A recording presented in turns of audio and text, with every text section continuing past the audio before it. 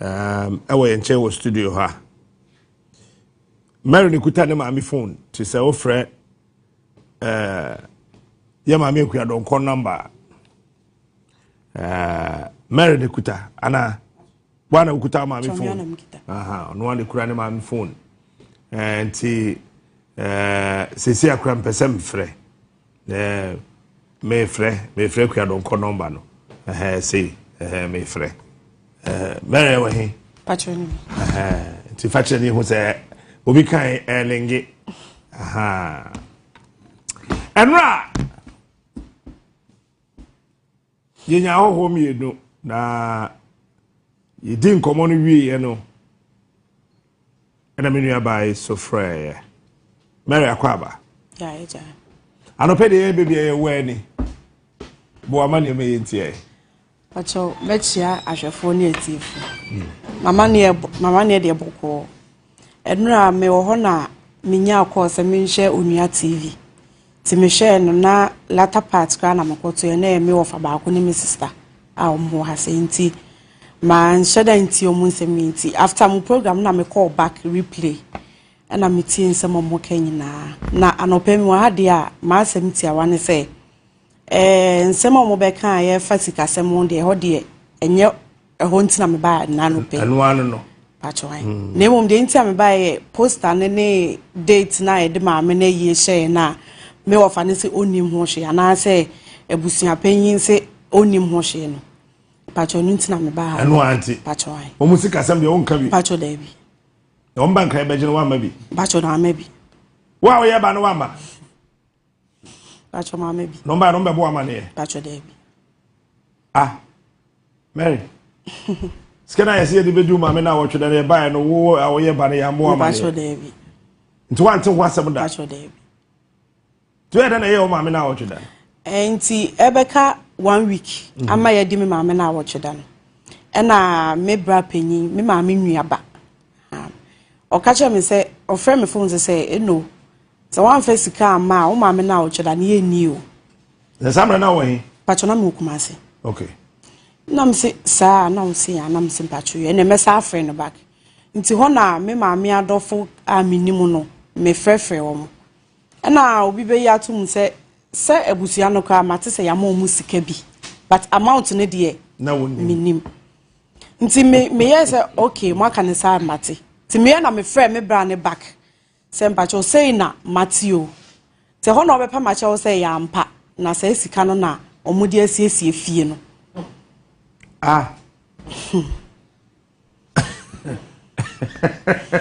ya sipa nti wo a wo ye ba no mante ho hwe wante ho hwe obi na bo amane oh really mo afi ye no ho date no nti ye no ho date no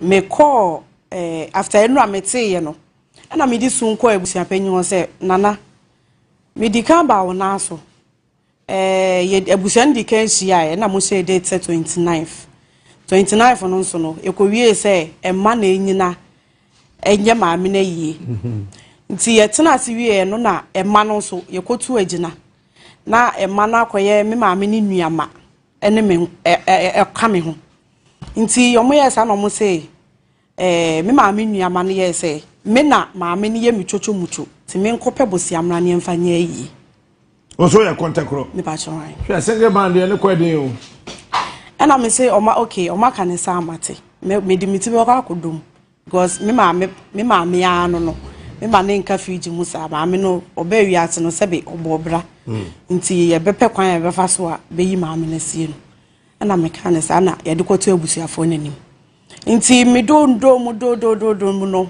obi kan me nya bi ena me koka che abusuafo ne say sika ne de ma anya de me nya bi na emum na adofo kakra me maame adofo me papa mo say omo beboa me but say omo di sika be hye me nsem say giye ye ne de omo nye de sa enti me papa ba ko oye ta ware o pacho le hey oye boy oh boy pacho wai ene akuta da Enkoyensi ye why.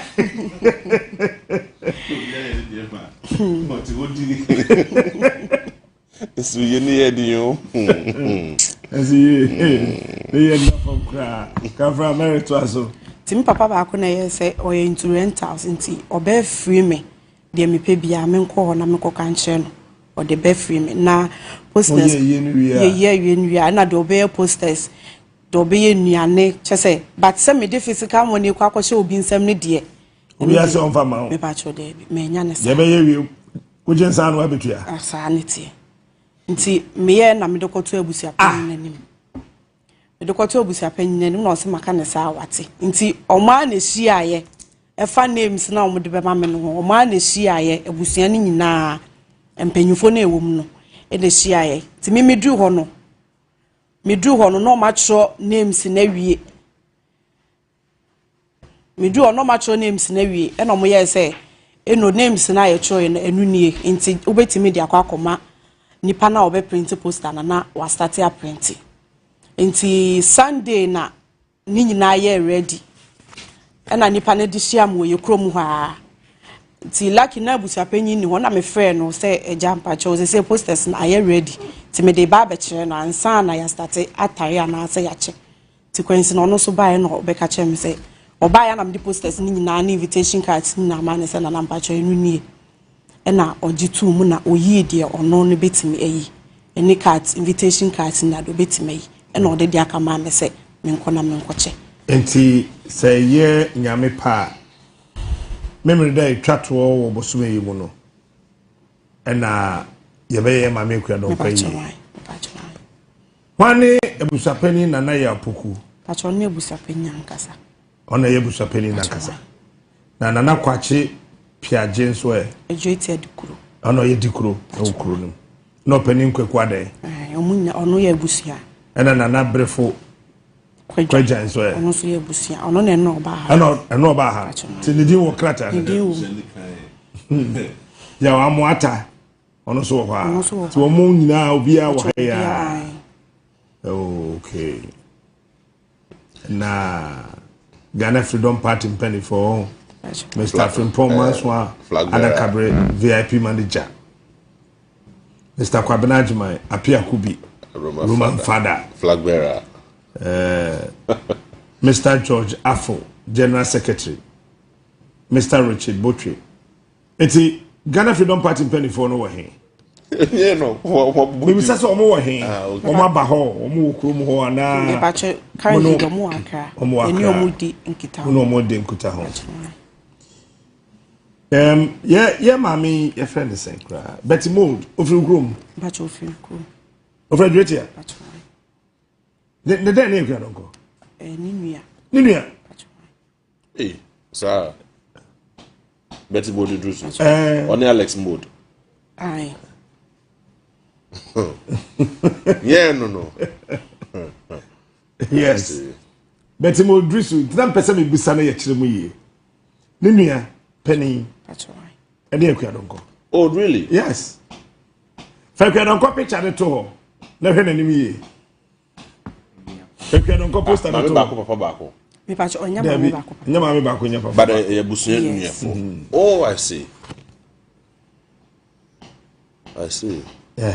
show mo kon na wo manim na if mo bo you fosoro kakra na sure utime hu no okay tebusa fori na agi ato pacho obi agi ato ti 29th ti be 29th na me da na de be da no na yesie wo ha na afi Roma for na be yi no ti kwesi da na ya na aseso na chairman no we dey Mr. Oyeba na eside na oyo mame 1 week na wenye ska bia fanye na mosan so boka seska no hwane kotu yaye e kan die ka me pesen ka ebusia panyi na ono abeyi ano ono abeyi sa ho na no ana na mo boka nso wona Oyeba ene ye frɛ ka kyerɛ sɛ kokɔpɛ bosi abra de no person de ye bi no ye bai o say ono sika ne ye kwaje ye ya mona mane he chema na me pese me chene se omo de to no na oye ba na nim se ono ko obi se opeso hu se ka no ye de bre o se tua de bre se wu na tua me pa cho omo de bre o se tua omo de pepe ba wa na o te se ya obi num akwa jiska me pa cho ai ana ya sa so de camera be so te se wu tua nte ka da wanim e da so da o ma me na o tweda na ka ye de bre o no me say say 1.5 1.5 billion 150,000 na what tweda na etre ka no mo ye dey e de na mo ye moto adaka ya chese oma se me 1 week no omo yes ani ntino bibia me ye me ko me bra penyom kan se bra pacho bra penyi ho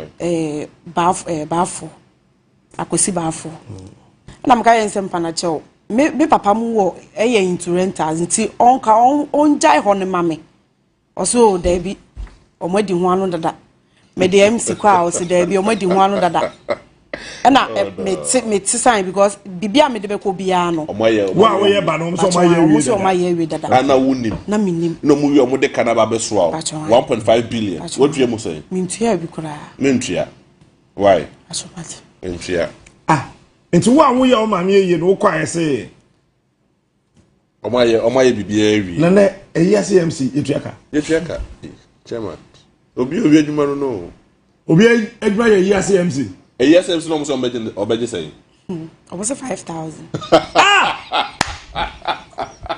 you know say don't say that yeah was say we yes did you India 5,000 na sika na mkwajo mka dodo mo je ye ne kire o ene wante ba mo so mo de sese fie ho mo so asabo ekire ka omo akwaji sika so mo de sese fie renovate fie asabo sika na chika but if you no renovate omo renovate omo bo ka say omo nya say no omo bo ka say sika ndo no nim na bi se ne omo oso mo so omo boka omo bo ka say 1.5 ni na she ni na she 1 week ni 1.5 eno munya say mudi na ocho da monyiska yenya iska ewo he yenya almost 32,000 ewo he seska no wo he yekoyi free bank na baako for de ma baako se won franco tia ne ha yent na hanu mo nkasa baako for de ma baako bodin yekoyi iska no yekoyi enyina na ekofa free bank because bank for ne bejeje okay ewo 1 week na se ti ene abusuapanyi na ne koye eko abusuapanyi be ya abusuapanyi ya opoko nwe no ba ha no debi tono ko expect se mo be fe na no pe okoyi iska yenya ekoji iska ne ba ye no ena me wo fa baako ekodi ne ho ena ode ma woman bia oye no ne ye event no on organize ye because on organize ye nti bibia no na ni sika ekuo mu kese sa na meka ena ode ma ne se on na ni sika wo mu kese nti ma ebusuapanyi ni bufu ye ode se na shame sika na minim ebusuapanyi bufu ye ma ye bu akonta kwa ebusuapanyi sisu dua se sa sika na omo kan de onji ntu onje sa sika ntu nti omo bo ka say munya say ena sa sika ne kodi hwan ho nsa bode no 1 week de no 1 week no ekodi woman ba akoko your friend say e friend ma miska say ono na ni sika wo mu kese the sika yes and the wo the sika do don so de na minim wow I say kru na pharmacy akoto esisi kwa ntite sa 2,000 wo ma me no ho e won ho I was already akotene kaso no ba jebi me na wotwe da wotumi aboka 150,000 Ghana cedis uwie monya 32,000 eba no uhu seska no pacho mehu 32,000 wo hu mehu ena obi asoso amafia mekanche mo se bo akɔgye sika free ba bi de e de brem debi seska no mo de renovate fie no munya no we eno de minim bebe munya no neside no mo unim bebe munya neside no mo bo ho ekire kana mo so kokotua sa wona o ma me wo na ma me awu na so akɔgye sika so de ba be ade de amamia ade na de be ma me no wan ke sika dodo a wunya ye na waboka wa be ka chem so waboka na me na bi kokotua Say. They pete your mammy akoko. Sir, Marinan. David. I dare ya turning. David. Na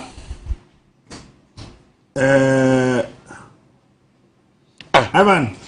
Captain. Beka krana. Oh, where them can be ye. Where them can be ye.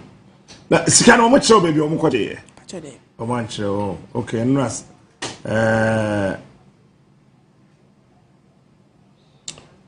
Esa omo bonsa no 1 week na so omo bonsa na wo hobi. Pachona me wo.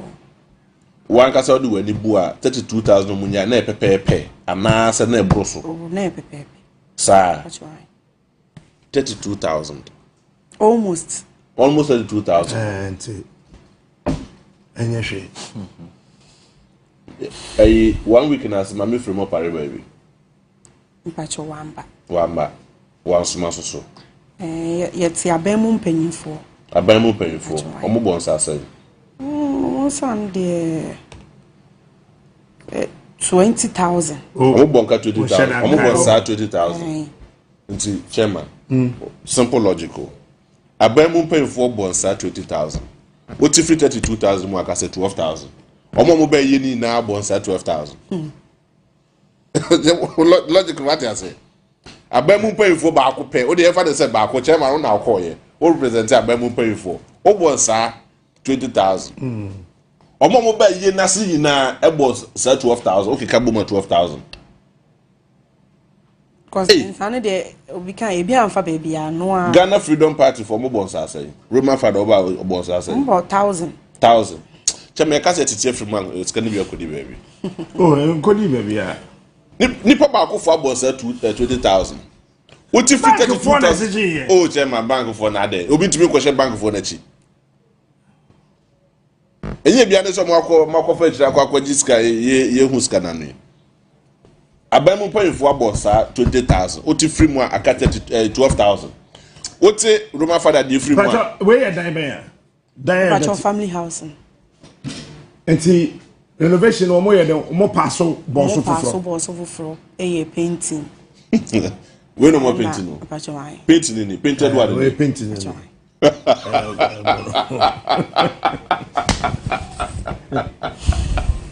Ah.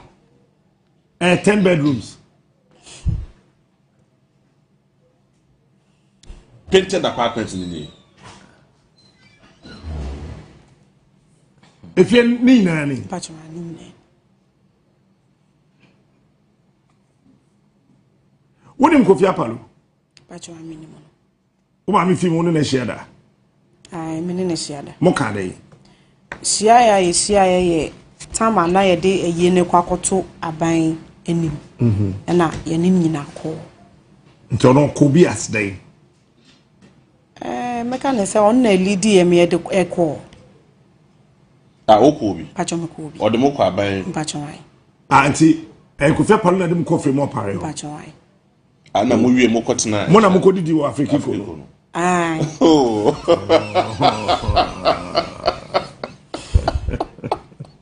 I hate. What could you do? What kind of idea?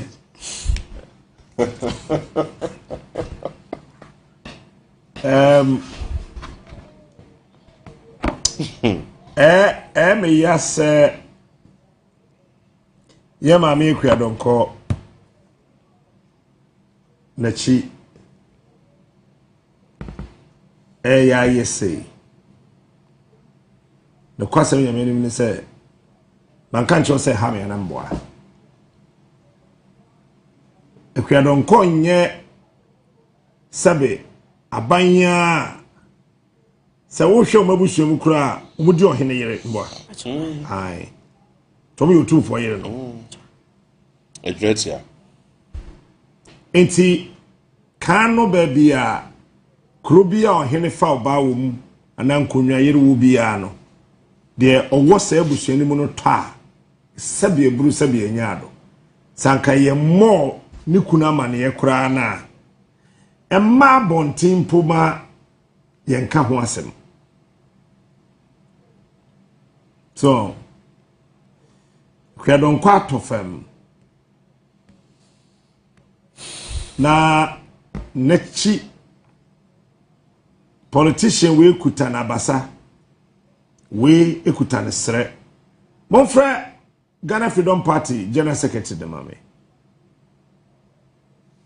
na we kuta ne ha yebeti an se Kofi Apalo ni we mu ko chief of staff o ti yamo musika yebeka wa ha Kofi Apalo ti free senentwa abodam timirika eba afia ha na semu ina ne se sika chief of staff the man say on famma busuafo no nan ye ma me Akua Donko ba nete hey no wo bi ana wanko bi ukoshi afre mo pare bi mo owo ho the general secretary party the general secretary ewo ho by the sikane ma Kofi Apalo say ono omu pie no omu kwa ono mum umfa nkoma abusuafo Kofi Apalo so say ni trimu asempa enti omu pie free Jubilee House do Jubilee House gate na no hu say come de won tell bacho before some better asno bacho nim jataba minimum okobi okobi daddy okobi ono so didi bi Debbie. okay on the when did but no African kobi eti Kofi Apalo si o de abusuafo ne koya o say come de abusuafo ni nti wa koto aduane ama wo de sikana fremo pare de ma o mo say on fenja wo kwan no o mo de adidi. That's what he said. O de atwa aduane ama wo wadi no no akura no o say o sambo akirika nti ono na kope besia assign the source so eti for we am ani masem emo mo TNT na ka ho sabe ebru sabe anya Akua Donko onye papa hwekwa bi dabi mamia wako senchi akodwen a company for ho adwen o man ho sere yesika sam toto ye betimi akoyie mamia I think that she's the first female out of political party in Ghana. Yes. In the Fourth Republic. Yes. Oba odikanya otimi sabi eburu sabi enyado. Wo kan mu mesua enkwa akire bebre. No your ba odikanya what political party. I say yentimi manage nachi e man penifo so okroim. Me ma me no penifo a mo hwe me na mo tie me. Yese ma no mo a na mo ye mo am ho atamfo. Akua Donko wo recorder. Bijidi yese obi antimi mbriki kosi se wi ase be say. And say in the Fourth Republic no. Ono ene oba odikan in the Fourth Republic or take political party. I contested I think 3 times. And your achievements, kitty. I say University of Ghana crowd political science lectures Oba Udika in the Fourth Republic or take political party. Oba. War says Sabi or co school do a tray and now one co school and do a train in ano. Baby a Sabi meaning sound be a and cratch a photo to Wuro Kruma, Entimiam Bonra, Uncle Durono, Akua Donko. Sabe or the cocoa a bura hokudru. But oh, we are Yatam Aye the chi basa. Mamma Manaso, the party general secretary wa Homanaso, national organizer. Ejabo Chotel in Kama chair. But I'm India with a Mafroka. I'm a platform. Platform community kakra na uya buki national organizer of Ghana Freedom Party. Wa mama chief woni man for you know to Ghana say na madin ediboa and I make up me mammy no no inti mbacho yeah family captains want to on your TV so pacho me ntio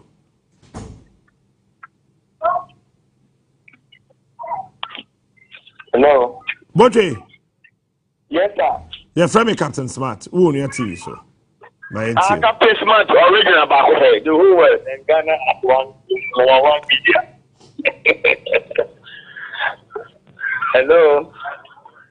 pacho my ntio Ghana Freedom Party 29th of this month now yes sir yeah mama Akua Donko me who poster say am dey be to TV so and say yeah be na yi party no then amoye Everybody,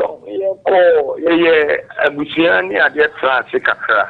Emi say ni na obra oka nchegu ye ni 28 November 2024. Na abusia de yiko sadam na ban dada na etwemu kom. Yako president sigo chief of staff say ye maame akanchegu na mamre ni amanye mu na party ni abusia.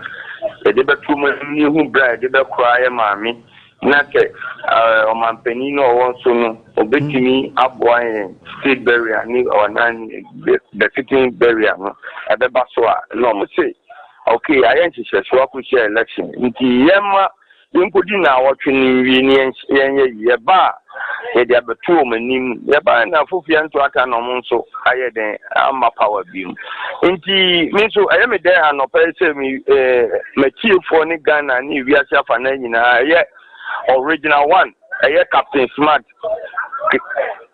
o kanu ko ba ko pe o Ghana na ti obi eni ho media station ni media platform bia no obi eni ho beto no wadi no kura di medine ye papa Mahama abaye president aka tempa pa no na Ghana for atie atempa o treat radio so TV so da bia no pa wi anwumire a Ghana for de asutie pa ama akwa ama ewura Mahama abaye president enti me so me hia de kete ana no pe wa frame me di kan de no atu nanim asre ne se me ewura Mahama de e yo no ani nipa enti me ma me ni na yie na e be hie no e de be kura na chi kura na 29 March ba ye hia moa ene eniema bebre ye be hie tu na mo ko ye ba kese mu kura ye nya kwan ebusiafo enso one need to say echire enye but ye we have a Captain Smart and ebusiafo bo din wo adwechia ene ebusia achantemam ye wa ukru ade atum se ye pese ye te wonka na okabi mayen na owura maha utimi ebe kan ye ho ono kana koma ono de oyutiefo papa oyo batampa japa e maami Akua Donko o na mo so no otia obeti na obi hu abusia mobo na watimi ahye yenyunyam ne yakora na chi pepe benju frame a enyame na ayi wa mame anopai me Richard Butu national organizer ni me general secretary George Afro ni ye former ye leader ye flag bearer Roman father no one Philip Apia Kubi ye ye transfer hu say she turn na momba ye papa Captain Smart na otimi boy me da say remember one etiefo ase ni president atini na so for say omunye ya do ye no momo no mo fa bibia me ma me kan wo wi mu ni mframa mu bia wo ti bia omungu no oba tanje oba wugu na so a opepa ye inka me da say papa Captain Smart ye no kwese 29 March ye be kwa ye maami achiri ba ye pe akade ne ndiema bebre nti na abusia ene ye nyine pese bi hu ewo efa so kwa na mana ye papa Mahama oti no boa kwa ye maami asungi ono anso no akura ye fikitete ewiase ni afane nyine ni all okay kitu bi na e ba but oba time pa de onto onka ne ba na niguni na so a onka me da say so nyame nhyiraw na odi afa ushira onhyira so e da say nti Saturday America no mesre se bisa basa ye mami ye nua bai edi akire ko chief of staff ho ene Kofi Akwalu no ko chief of staff se na so jata baka ho okay chief of staff emamu envelope se mo fa onfa nya mo kwan meboa otu din chief of staff antu din Kofi Akwalu so antu din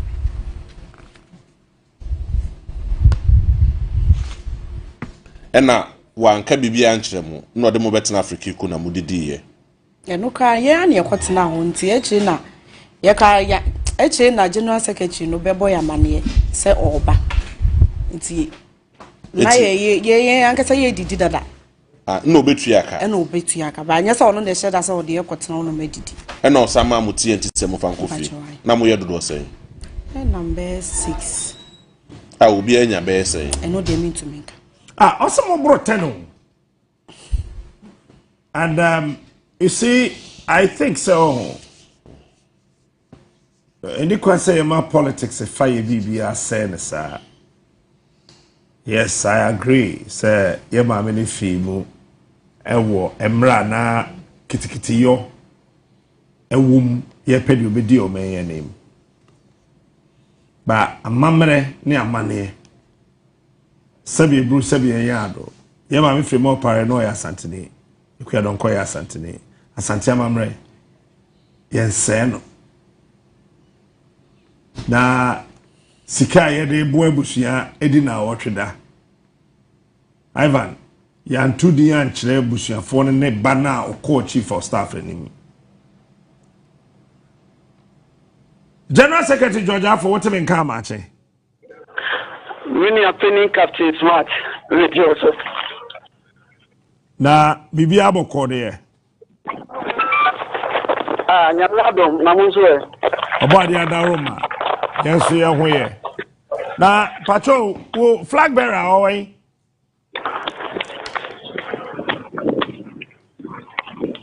Uncle George Roman father way Roman father did a drama party in okay that's it yeah mama Akua Donko ye ho hihye ne tesen yenyan nti ebusuafo no so fe 29/30th na ye de bepe mama no kwagwe na then na mo so party no mo ye wo ho kaptu bakanda wase na ncheche nchemu kakra ansa na asema ubisa mi yetuwe di ukomo ebente se yehwe ebusuya na kwa mo any party no faso no enya dia efe party no bra ye mame no ewuye no party no ko ebusuya na yase eni ebusuya ekotwetwe nkomo say anke be pese ye mame no on the 9th of November ye be 1 week na anka 30th party no support ye den and I mean as general secretary George for look at ebusuafo no say se be ye eye no graduate here party no support e 20% tipe nenso se ebusuafo ma kwan ma ye eye no e wa Accra dia party support e 99%. And ebusuachi ame say nya general economy ni ya dey as an say general see a great year and see ye na say nsuo esa kwan be nso no be fa so dey nsuo aba nanso nkandia ho na general tin and say nsuo sa general be pay bi amai and we did say nya general eka no yenji ntumo na ema yenye ye no e won kan captain ko say say ebusuani ni na agitumu e be usapeni shira mi say general we dey ye na shawunsa anti munko na munko he kati yemfi adretia endu mampontimpo ena ebusua adresa ansesaye sen ye mo beka ye nyina no omunji ntumu hello kapto to diga metio pa no anti eba saneti na se fi e beka asemu ya mashira ye ya ye ko le na aba kapto ye twiye Yo, yenye busua ye party. And I am flag bearer or your Roman father. I can say, your mamma sent to me in Shanisa. And you know, your flag bearer Roman father, and my busua 15,000 Ghana cedis. So I'm going to start preparation. You mean hereby, now some I busua no say, Captain Akwa 20 billion free, His Excellency John Dramani Mama, now 15,000 or the amount of and see. And you was some about some can say 15,000 Roman father is sending Mike and don't go bushing a phone. Almost every jet is kind of the a brain. Sir Roman father kwaji 20 billion.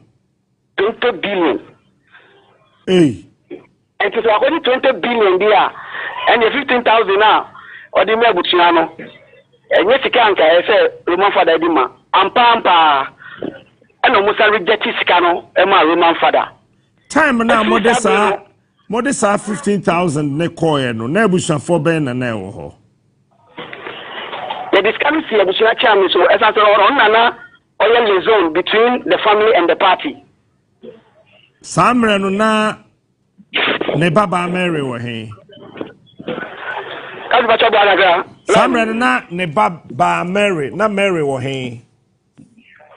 Na Mary aware say Sasika way and I dey am ebusuani say omofa and starting to e we mama yie no. But mo de call ama ebusuana na Mary ni ho.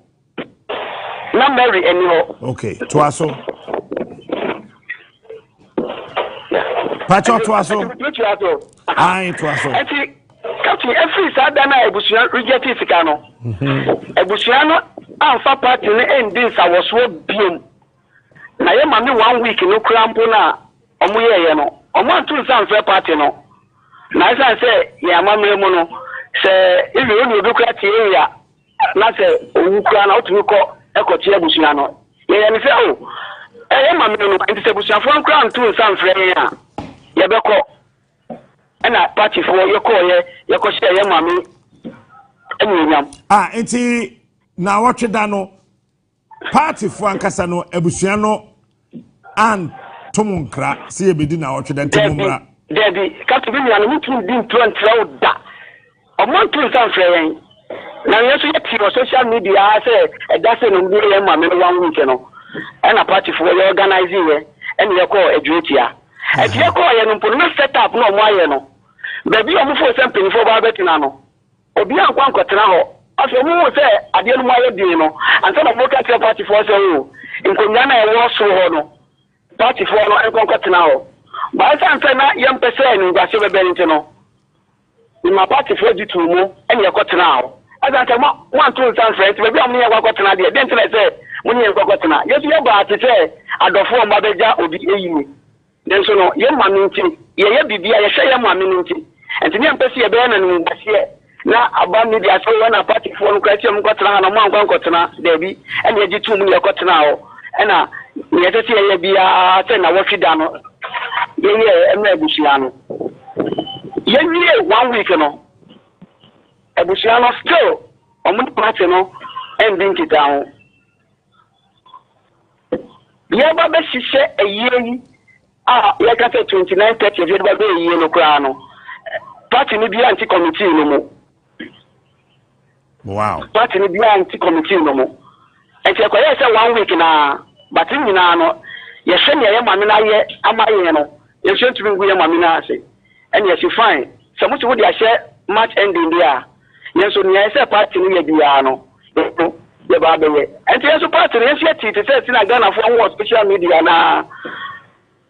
But you're a full committee, so now, and yes, also now, first, no, yeah.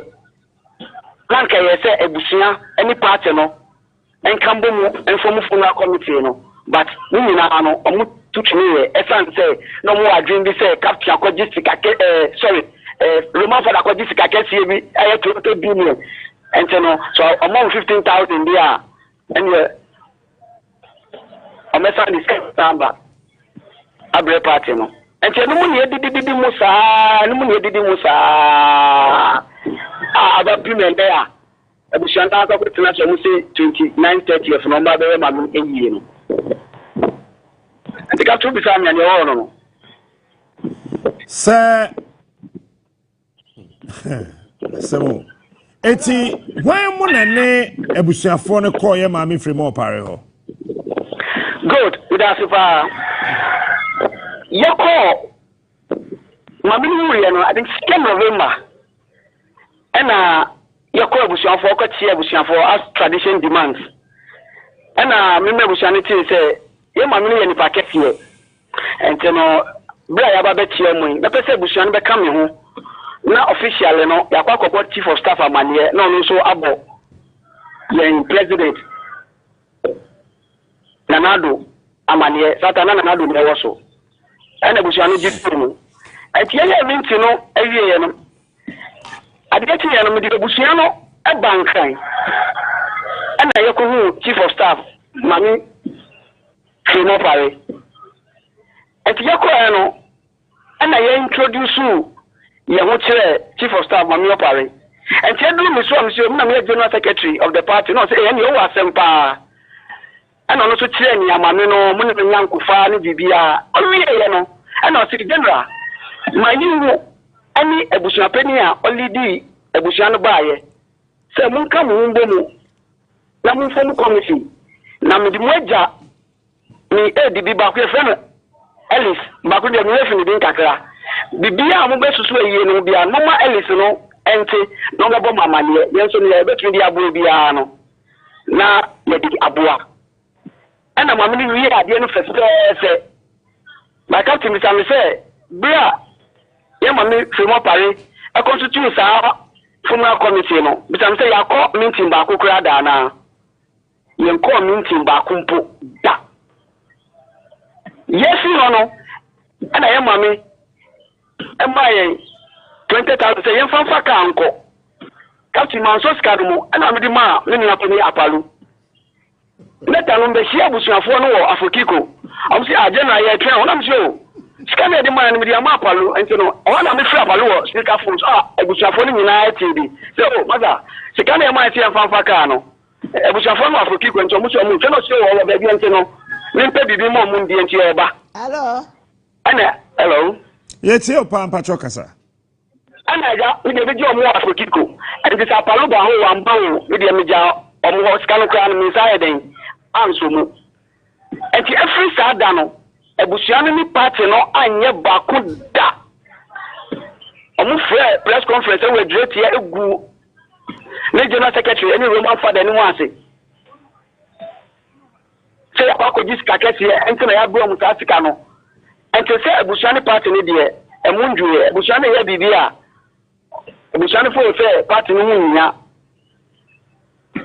na assemble akukra ewe mu ni say yen na nim say presidential filing fee no e party no ene ko file mama me no e na ebusuano fo ti sa ska no kra no omo de lawyer bi akwose omo hwe sa ska no yesu e committee amaya chete ska no e party bi mu no metua wo e na ebusuano eno so kra so aside a problem eti party eti captain asem da ho no enya so titwa ebusuano ehuru ro ete so mu play eno mu party no so no ro ete se ye play ni ye party ni dia kra no ebusuano pese o mu play sa do no enye ikwanso eno tira betumi aka se mame no ye nhihie ye ne yakoba ni nyina no kra no omo ntu sanfre ye ma ya ma metene mu ni ntumi nkata mu ebia yesu ye fanfasi na nke nyina ye nye baako ni nkata ye ma mnichi ebi enu osa Pacho wo frɛ Kofi Apalu sɛ sika na chief of staff de ma mo no onfambra no ode bai later no me tell busuafo no bi kan say obai and obeto aduane mu mo no yi bugi di show mu nsa but me no I'm not interested. no enti sika no ne chem ne ne dan bia mu no enya ade a unim ho hwe but baby me se sika no unim ne chem ho hwe said ye si chair sa sika no David sika e se busuafo akoji 1 billion anu kran ko no man kan tire party no omko ye 1 week na omuso ma ba enye no na meka na yakwati se David omko di sika bi Okay, nyabotrema me yebeba 1 billion ne so. Okay, okay. Sa lorry fare do se shentiade no. Yeah. Eno na omudi kodidi wa Afriki kwa kofisi obetua aka no. And to me, come on, me free Apollo, I'm the two speaker, no so oba. Na me pedi mo mo dinu, o am ka chi kom so no e different from the dim to me jo mo akọ. And to me dem jo mo akọ. Ade ti an na me ti say si oba no, na o to de an mo na o dis ka chi say so mo nsa. Sana ebusan ba ko ka kire me, ba na me nya interested ni no. Me na say na ba so mo say me ndi ti ke bia na mo sika no. Ndi ma me na pe ni Apollo. And I'm not saying because I was speaker phone, so I'm not here. And I see you about ha, but so about the man family, as I can get you for Okay. It is 100,000, 300,000. No. Then I won't move home. I got to say, South African General Secretary, enemy party, and your flag bearer, Roman father. Ye nimfi e first Africa no kwa mo fa so koji ye nimfi ye ati ya ne say after 1 week no ebusia ti am e friend one for that say Roma ya boka o na 1 billion koji ye no ye de compenti fi no kra so ya boka 1.2 billion ana Roma for that na mo ba koji ska no ati na we Roma for that plan say me general me mo bi no friend say o Roma, bibi ami ye bia ma homu. Saska no ko ji ene meni mutwe. Ana mo confirm say oh, e bu sha chan confirm say general de na oni mo hwe. And say mo ko ye 1 week na boka 1.2 billion dia. And mo say na so the party ni na e ka bo mu ye ya. Se ka ba anga captain. The what you about na so ga captain e ma me 1 week aboka the captain ja. Bi ka kra wa ye na ye se. But man kan tre no mo ko boka dia. Afuna wo ga tre party ni say ugo ta wa ni kuma boka yes you to me she ewo We are General Secretary my mami musa we ntwa to na yetimi akoye ni say 29th and ye be na ye ebusua akodi na wotweda aboka 1.5 billion 1.2 there be 1.5 Mary wo yenche wo studio okay right. Most so mode 15,000 call am ya reject. Sadachi. Eti ye mami ni wuachi de ekwe. Mo ye den na mu nyina matimi aka bom. E ma kire adwobokom yetimi akata na chi asundwem. That's it, Captain. Even say me no ti assembly ba na sem na enye me de. Nanka me mpese sa asem no pono say yen akanfo ka ebe kan bi say ebusua dofo no na so ne akoso no ama me won say san sem ampenifo ka ye no e labe mu anka mpese e ba no ta ke ebusua no e di mi di be ma party no no mo won say sia na e ma me no onye ebusua pedie na e fa no ye party ni Ghana man nyina de a aga ka tuanka ne akoso nyina no enkoso nanka mo be bia say party no play the role no nanka party no play the role for fair you dey say busuafo no so play the role no nanka busuafo so play for fair but say busuafo ye ne de en go say no person mo de gu ye ma me no and say busuafo no there should be somebody always in our busuafo so there be yes sir ma me no din obeji ye no ye say ye bi din boni bata ma ma ye sa and say ni ko ba ko to be so jira wa busuafo no mo aka say busuafo say there be say sia Excellency Akua Donko no anya ye nkoye busua de se obe Ghana nyina busua enti mo ye fa Ghana fo nyina nkambo mu nye na yie so to sorry jina ebusua no so kasa atre busua na captain mi diri se ye maame no ye be sie ni tipa maame na wasere mi jawo nem eche ye betwa so all right Ivan you so on kabi we Chairman said a question na me bisa make us 32,000 na almost say omunyan we na so say ya eto ya daddy we also reject it and bank for nsanka granted say omo reject say 32,000 no aban mu mpanfo Emma 20,000 Ghana cedis. Uti free more aka 12,000. No one party Emma 1,000 Ghana cedis. But you this for buy. Omo buy. Okay, omo sabode no. MPP for buy. Omo 20,000. MPP for 120,000. Okay, NDC for buy other political parties also buy. NDC ni MPP for nko and na wa omo mame party no. Inti granted says cool we na buy omo dey 20,000 granted. Omo buy yes simple ni teku ni dama na omo de beka ho ni na 12,000 Ghana cedis. Aduane amukodi no Afrikiku anaka mo amose mutua. Uhu bill la mutua e. 20,000 nasa ama wo anso nti apelo ko pesika so. Chema mo modern no na o kai bill no. O kai aduane a odi ye. Na kebi ameka bill no chiro because chema ta do me ko ho pa. Emma mo ko 20,000 no.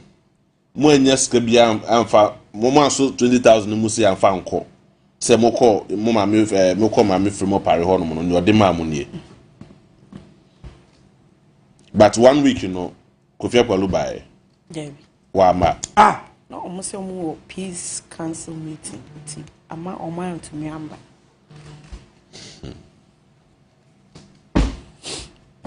Ivan still on come. Oh, Captain. Okay. Mary. My now I say na we dey me muta se bibi o ha o be ka twa to a. Acho the mechanic say e be say e be start if ye papa GM so. Say e be say na ombra aid na Ghana for so aka no so e be say me a megina mo asere. Say a burn soon 29th March, 30th March na. Enyina ye me so ye maame ye me boa. Na ye nsi ye maame ne nkata na chikwakwa e wo nkum adwetia ankase. E wo efija kwa be South District. Acho ndamas. Chedas. We so kwa na kambisa sisi anyo moyi. Sika ifa han mo awu. Sika ifa zo omra moyi don fa nkoma hwan. Da bi se we di aye ne de ye hu Mary na wo hai. Ye the mission some on see the mammy. Na said ade nearby a crowd on omutu din keke na kire no. And to who to the mission is them. Hey. Na who asem ka. Mary das. O sorry en konya e wo de atwe. You we have bon komo. Why? Ndamas. And 29th March 2025 year. And ye mame Akua Donko na yi no ebeba so. Postan de we hu say they ato TV no so ye they ato so ama wa we hu no nyina dada. Ti 29th of this month. And a year no bibia ebeba so. Afi ma member Ivan so proper. Ivan akwaba. Captain Major so. Asemo. Abusia mun sem na ja kwa bia na bibia ho. But I think some combo amudi one thing na aye common. I run it through discussion, no, aye money. And it show how is it very often in a normal conversation, you know, aye na man for our certain perception be say aye politicians and kwana aye corrupt. That is the norm as a perception among for outside there. But I've been telling you, sir, a human institution, no, we are very corrupt from the core. This is a family. Issue say about one thing I run it through. Money. Nipa na ho no cry and phobia home. So you see, from the beginning of the conversation, meet here to the end, to be able to be yes about money. So the love for money, you know, overshadow even the care for humanity and as for. And Sanyama we know it's not just family. And now church, even the church itself is one of the most corrupt institutions you can find anywhere in the world. Abay avenue among for a issue making money, politics everywhere, and there your traditional settings. I am for then as for a honeyna do ho. So you see why this sense of nationalism it diminishes to a point because obia won baby obia it is about money. Just take advantage of whatever situation that is available. Now you are making money. So near mercy to anywhere in the society just to ensure that because in some ways say you at the time na a certain bond be among family members coming together. Sabi o metimi console one another. Na nipa no yetimi ahwe kwan but sika abai had I feel crowd ed sharp division eba where what it is say one way and it's common and that is how dangerous some of these things is and young one say no be could be men where ya say or sika honing as a form but nipana no nobody cares. So I think there be a kind of focus on politics. You be lose the bigger picture. In a normal society, I want to say that TNT so nipa free baby no ba no be urama. Adwe no adwemone na woni tim dada. E na odi be ura politics. Na nyesa politics no mum e na be create that hole for people. It is our mentality and our psyche. Is the reason why a very imperative say in a normal conversation like this, the captain. You betimi hu a way you betimi change the narrative. Now you build a mind, you are very patriotic and very nationalistic.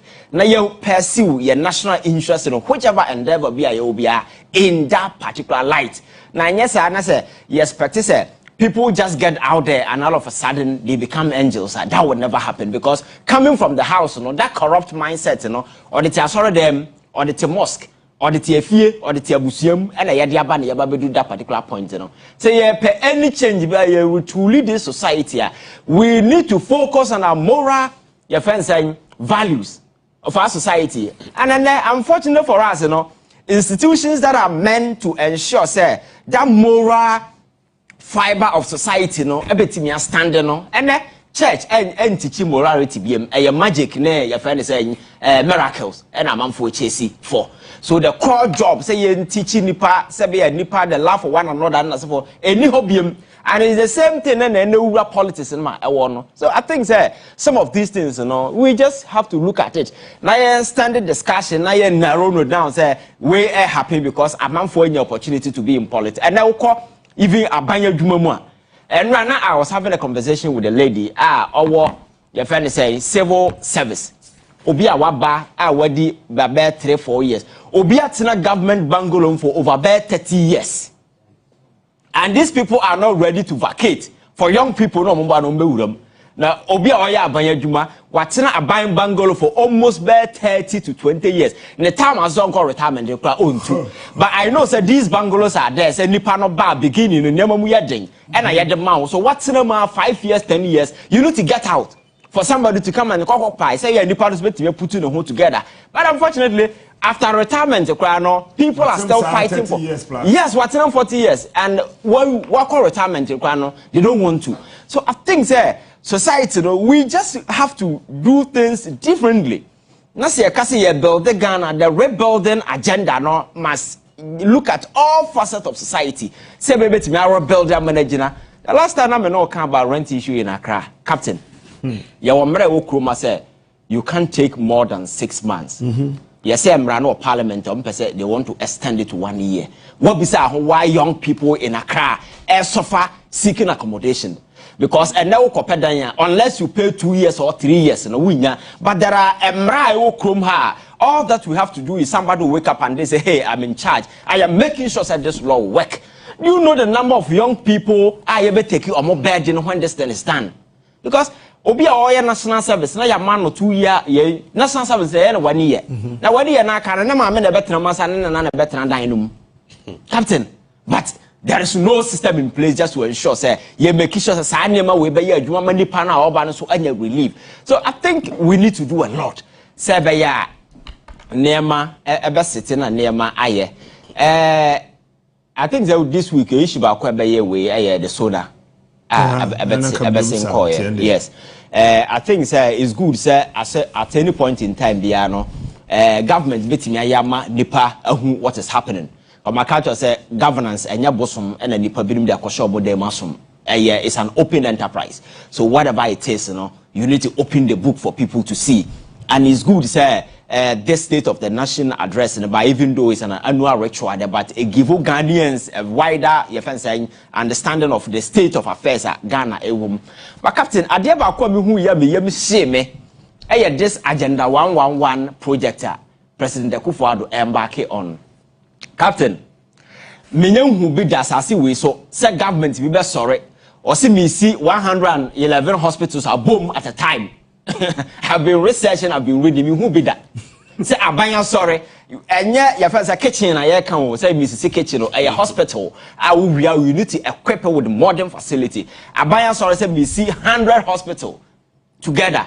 And sa hospital na yes no ya committee $400 million and the cost of building one piano is estimated to cost 18. So that 400 million it means a 1111 hospital no 3.2. You can use calculator and do hospital back could be more than $4 million. Or here 18 million to finish one. And now your friend say you committee 400 million. What it means is say hospital back could be around 3.8 or 3. It's less than $4 million. How can you build hospital with such money? In the beginning, it just a initiative. Nankasa kwa the answer anything that President Mahama kase senka sa 400 million no. Ye the raw 22 ma. Nkebe 22 million. Nkebe time we 22 hospitals and kane. Amanfo ekom ekoye adwuma. But they are too go ya as we speak. Where to find money to make sure that this hospital are completed? No, it's another challenge because I'm told we'll be needing around 1.5 billion to complete the rest of the project. Now, besides says if one says free bar, some of the mistakes are here in the past and going forward. I'm expecting that government will not also initiate new projects. Now, mum the Ghana sika akwako no, you're making sure say complete not that cycle of maba. Obi na ye mejan ho and say that particular cycle no must end. Now you're making sure that state resources will be committed to some of these enterprises no because Agenda 111 hospital where akaho and now Akufo-Addo never quite no because sika so we need to complete these facilities. Sabaya people at those areas access to quality health care. Sabaya because dabia meka kenoforata na yare obetimi atam the passport I come my hospital. Obi to Konongo, obi to your friend saying, Kurasi Babia, Ebia, district hospital, Kwano, own to me, but some of these minor facilities are available, no, a bit to save life, I give you life to a lot of people. We need to look at it, not other facilities. Over the years, abandoned, government need to commit to some of this infrastructure. Sabaya, a bit to me coming on stream, not Ghana ni, and Yahoo benefit in an assafonum.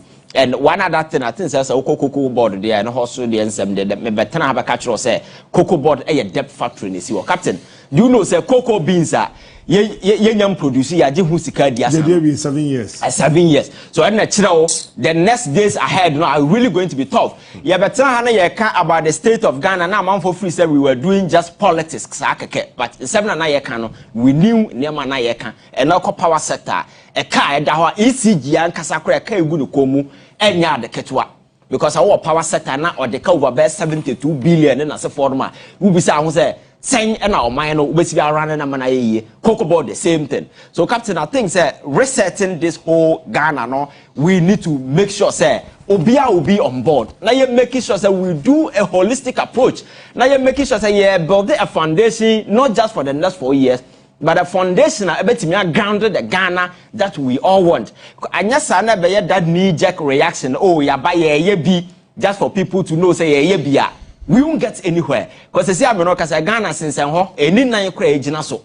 We need to make sure say you build the foundation. That particular foundation, you know. I bet me ama omine gina ho na I give hope to young people because as I know say utisi abontima the veil of hopelessness young people will go through. Captain, the number of Ghanaians traveling outside to your friends saying to see greener pastures. Countries no more common sign because you can't blame them because that is the only thing. As you come for it the comedy is enyesika ketwa.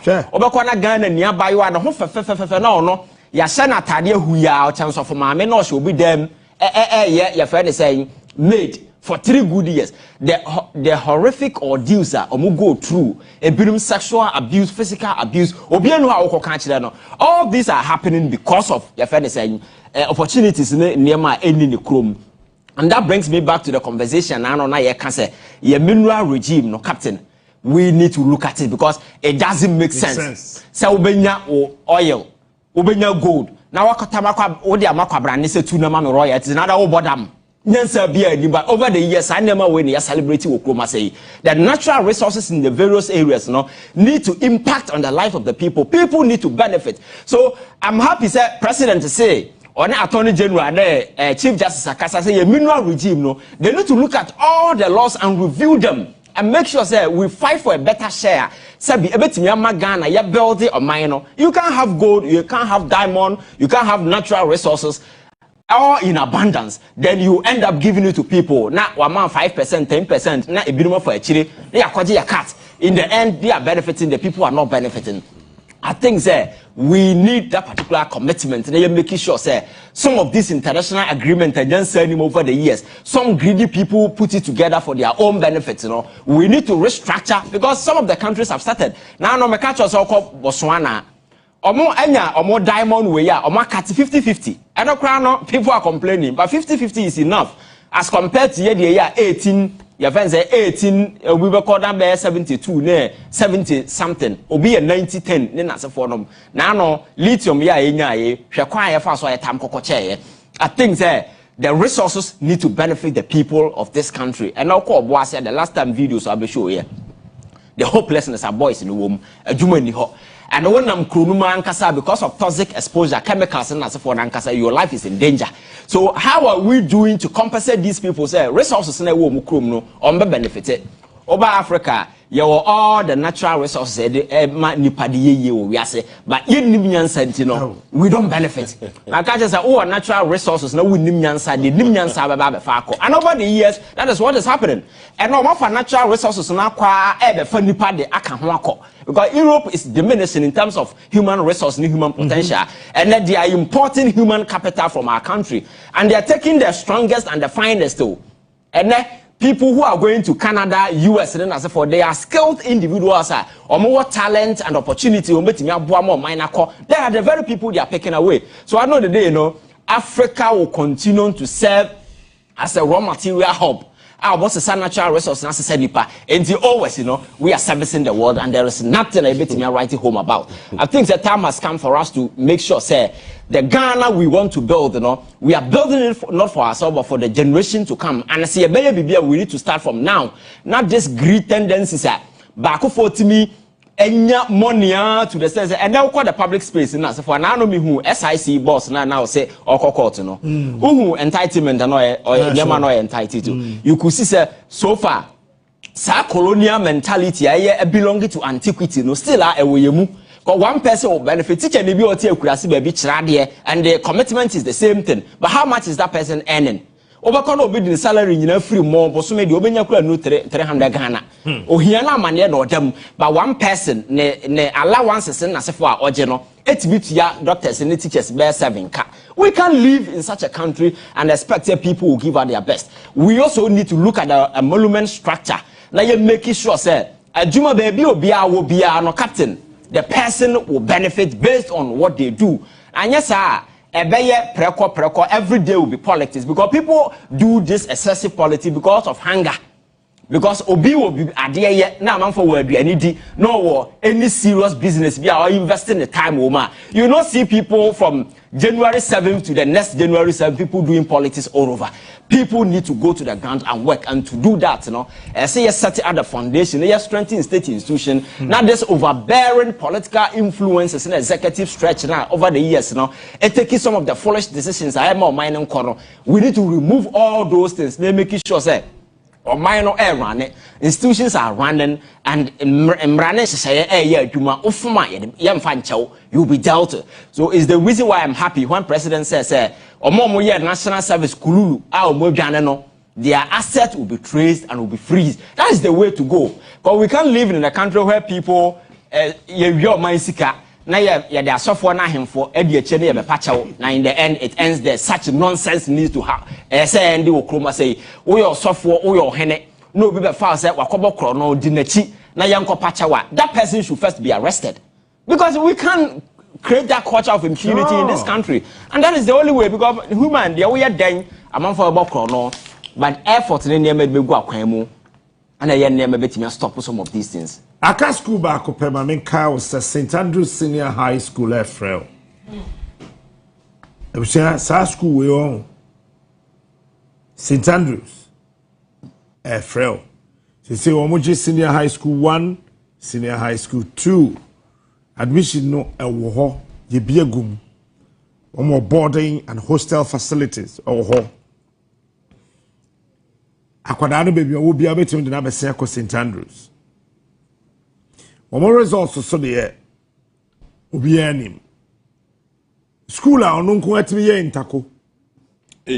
School nko a. Ono nko a. St. Andrews so mankasim e woni wadubi ase e wo shama e wo kran o du kwa ofin o sefia sawen so e wo tema e wo kumase okay after Matthias o kotamale it is school no ono nko atimi ye ntako school no nko a school e pesa wo do ba de kono no and the proprietor na dwemu da ho pa o professor bakofo atimi ya bi schools how many regions? Are there about more than 6 regions? Our 8 out of the traditional 10 regions. Can you imagine this? 80 Bomodin Nafa Obaneko Sa Secondary School way. Tron telephone number the tour 0244 696911 0244 696911 na 0244 020 789 10.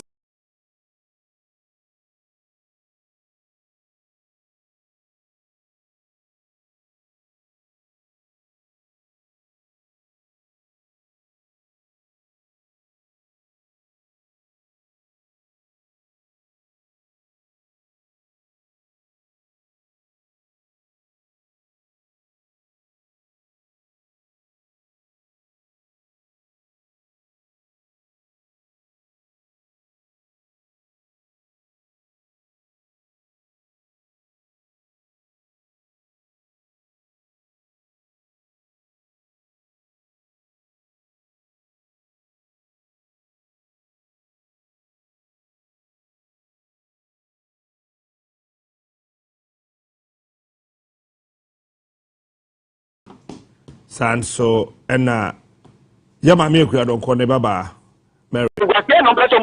That's in a government bungalow for over 30 years. And these people are not ready to vacate. For young people, no mumba no mbewuram. Now, obi a oya abanya juma, watina aban bungalow for almost 30 to 20 years. In the time as don't call retirement, they call own too. But I know that these bungalows are there. Say nipa no bar beginning in Yamamu Yading. And I had the mouth. So what's in a 5 years, 10 years? You need to get out. For somebody to come and occupy, say, yeah, nipa is better to put in a home together. But unfortunately, after retirement, people are still fighting for. Yes, what's in 40 years. And when what call retirement, they don't want to. So I think society, we just have to do things differently. Now, see, I build the Ghana, the rebuilding agenda must look at all facets of society. Say, maybe to me, I rebuild that manager. The last time I know about rent issue in Accra, Captain. You can't take more than 6 months. Yes, I'm running a parliament. They want to extend it to 1 year. What besides why young people in Accra suffer seeking accommodation? Because unless you pay 2 years or 3 years, but there are all that we have to do is somebody will wake up and they say, hey, I'm in charge. I am making sure that this law will work. You know the number of young people I ever take you or more bad when this thing is done.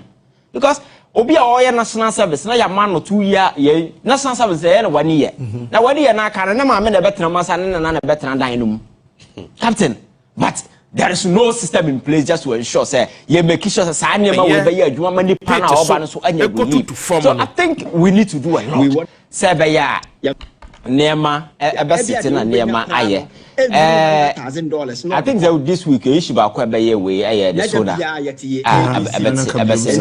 Yes. No phone because chemicals na se for no mudi tu na de wa homa ko ne yam ama ne yam ne yam nyina sai ono so adwuma na onya bi nye ade na ye no so di ewuo na ya fa say yare e na ebra no enti okwaya na obae. So you see, I don't want narrow approach to resolving some of these things. We need to look at the larger picture. na yehu say galamsey maintenance no ewo ho enye say nema, but focusing on individuals or more galamsey na alone no will be a narrow approach to combating it, but rather we need to expand the scope. Now you making sure say your mineral regime na amount for hijack benefit foreigners instead of we the people no e can who be and then man for the near dear kugu muram say among so befa kwan bi so afasa we no and you know more you know they are not going by any standardized procedure yeah they are mining and as for because oh we are the who to aban na ono so be make sure say you be regularize some of these things because abra akufo ado aban the community mining by na man for free say beyond the rhetoric community mining, you know. Now they were going to teach them some modernized way of doing this galamsey and as extracting the gold affect land and then as a form. But we are a job for the boys, party boys not here gum. Unya chamfan na kusi baby when you soldier for Kugu land, don't say about Hobang. You can destroy as many as and the young one was Akua Donko parliament. Among for raising y'all say NDC for say and Sassen be China. This is somebody who is supposed to be an honorable person sitting in parliament or Shamrama Nipa does any no Shamramomo. Problem about we wanted a solution. On the Kenyans Asema or the previous government no say and Sassen Chayomo. Because of that, you know, say yes sense as a justifiable within the context he was speaking. So I think that we need to go beyond the rhetoric. Now, President Mahama, now I'll be a friend of him, Ghana for him, because galamsey, I have one of the major promises and assurances that he made to the people of this country. Yes, there have been signs, but you see, I think that we need to look at the larger picture. Now, you retool the entire mineral regime in this country, not just gold alone, oil, BBR, including Nano lithium na yenya ya Akufo Addo time the kokoche say ebenya 11-10% into no eben see that in the history of this country in jubilate oh ya wasembone po na ya hwɛ saa nneɛma we nyina na yehu kwan a natural resources na wa Ghana no eye Ghana for de how do we utilize it to benefit the average and the ordinary Ghanaian? Because gold need diamond need those natural resources na ye no densa Ghana near bio what 18 years this one who go play musa or come Middle East kwaye obi house help Ghana near bio or kwashe obi Arab ni bi fie na Arab ni Ghana ni hwana senka osom obi nya asem na yanka Ghana ni Arab ni no na senka oye slave bobi but abanesa Ghana ni abayiwa behu ne ho fe na ohyede mu kwa na ye de atade ahye ne hu na ochenso fo maame na ohyede ohyefie for 3 good years ompie nko ba bia because opportunities are abundant e wo de kurom but because of the greed of a few you know or only option bia than to sell herself to modern day slavery. Some end up being sexually abused, some physically abused, some emotionally tortured, and not just Middle East. Even there are Ghanaians in Europe, UK, Germany, and other places. Even though more Europe, they are living in slavery. Total slavery. Obia kwako duru odobin krata na ya adwuma. Bosume so a sika no guna account o nyi kra na ode amount. Oye oba report am ya pamo. Obi nso no be 50-50 oye adwuma no be che. You see, senka there's opportunities exist e wo krom ha. Na wo ye adwuma na wo earn decently. Da bia mekanya obi a na pese otu kwan yo. Neema na ye no krom ha no na force so amanfo out of this country. So it is about time. Yes, resetted this country. We need to look at this whole thing in an expanded version, in an expanded form. Now you resolve the issue. Now that kind of knee-jerk reaction. Oh, yeah, and then the soldier for Google me, I could chase a man for, and the engine of myself could see a it doesn't solve anything. We need to have a broader stakeholder engagement. Look at our mineral regime. Consider communities as a man one. How do we work out? Nema betimi amasa ankrofo more hono so betimi benefit from the minerals our massa so Ghana for no how do we benefit?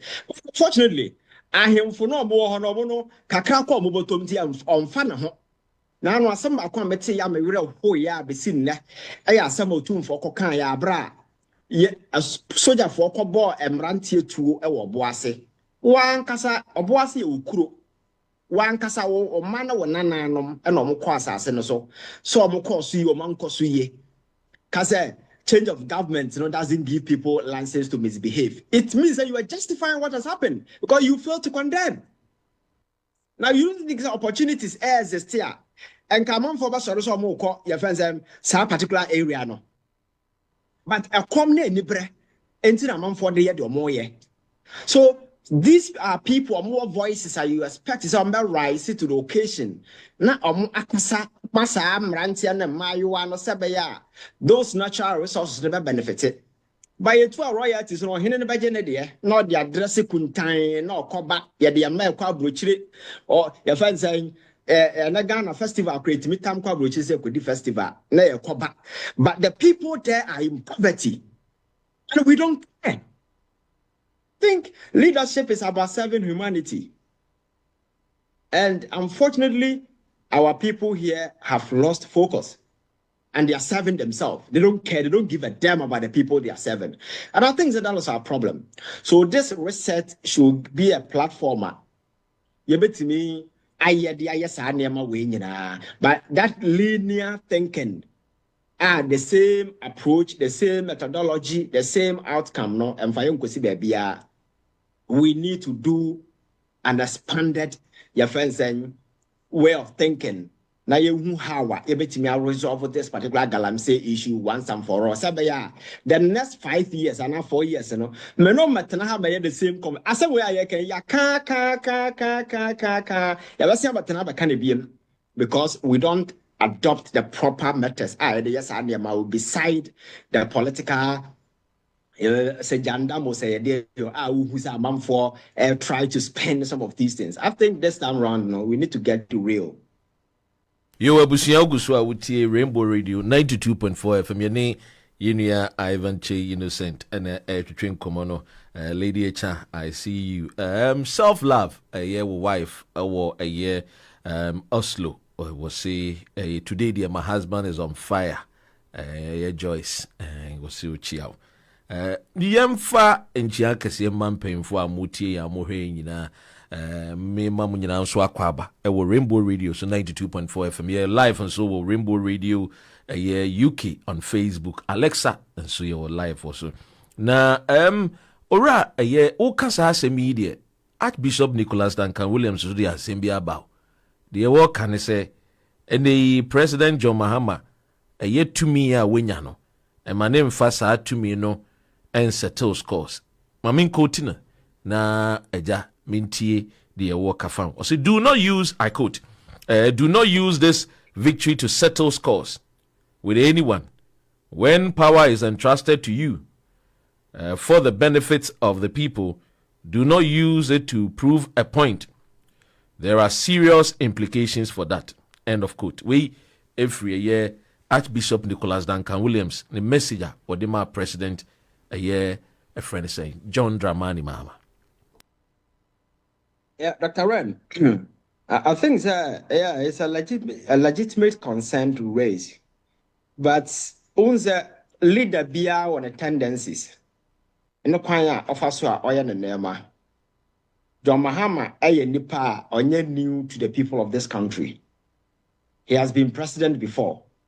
And Ghana for him no. To see a Mijao said describe John Mahama, I'm sure sir, the personality you'll be able to say a lot.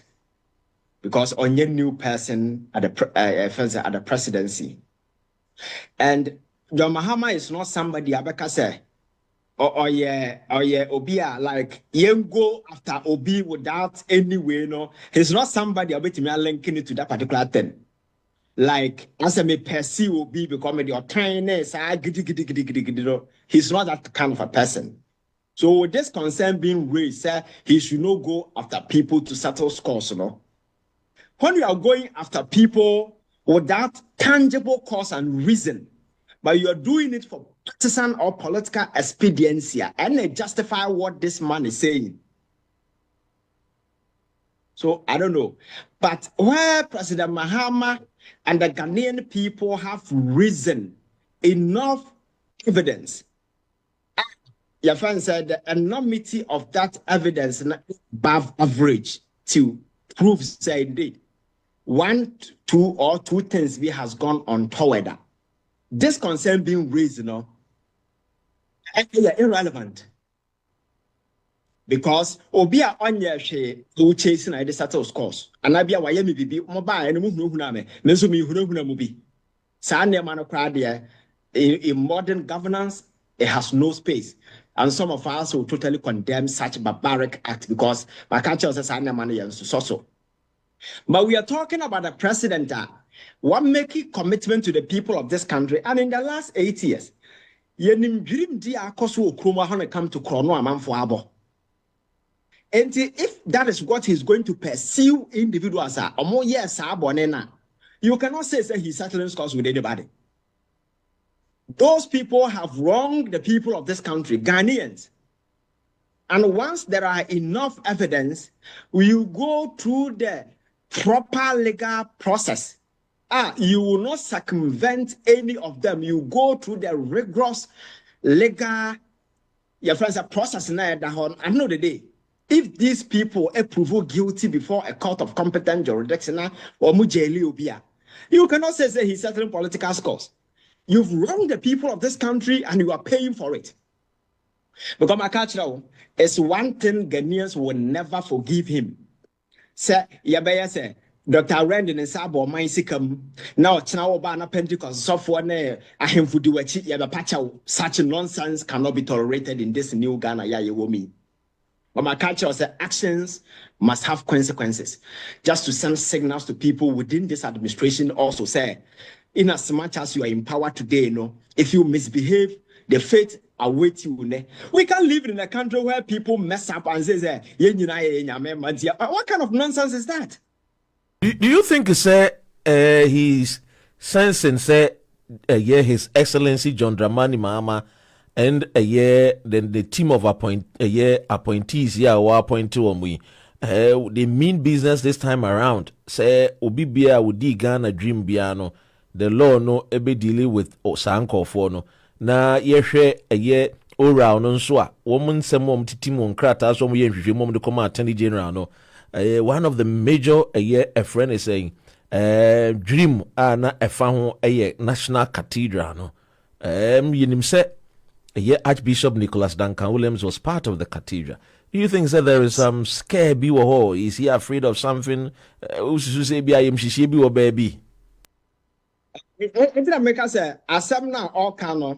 I'm to take Asemna Orkan in contest, political scores, you are being vindictive, pursuing somebody without a justifiable cause, and your friend is saying settle scores. But in a situation obedient in Sabo Mainsikam, I'm on minor, I lose substantial amount. Not state, go after that person. That is not certain political scores. So as some no person can known to me can and no use the soft approach and all the kind because as some all can has no relevance in the context of a discussion. We should go against criminals. Matthias here, I do say, you should that a Christian platform to inform the president, and also Becca say, indirectly, to psych the mindset of the Christians. They say, hey, you na papi, one shall say so go after people like National Cathedral, so for and will be on because I mean, eventually that's the line our president already document attorney general, which means National Cathedral the finance minister who clergy's baby or no Archbishop Nicholas Duncan Williams Sokrano no a member of the board.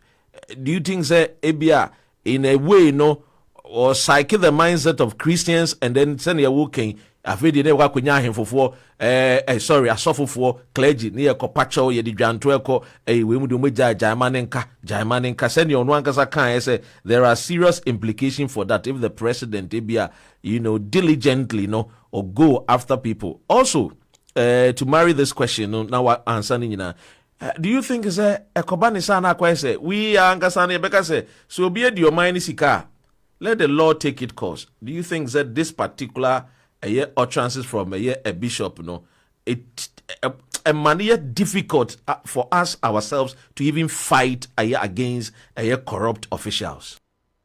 Dr. Ren said a misikano watch na dwen and I may say na okano I take it literally to mean say for instance there was a banking sector cleanup. I say reasons I am motivated the collapse of most of the banks, I political vindictiveness. Some kind of a political vendetta without any reasonable economic sense. And they're backing that reason. So for instance, Mahama comes today and says, me good data banker, then it means without any justifiable cause. I don't know what because I will settle scores. So me perceive a packaging conversation in a context people will understand.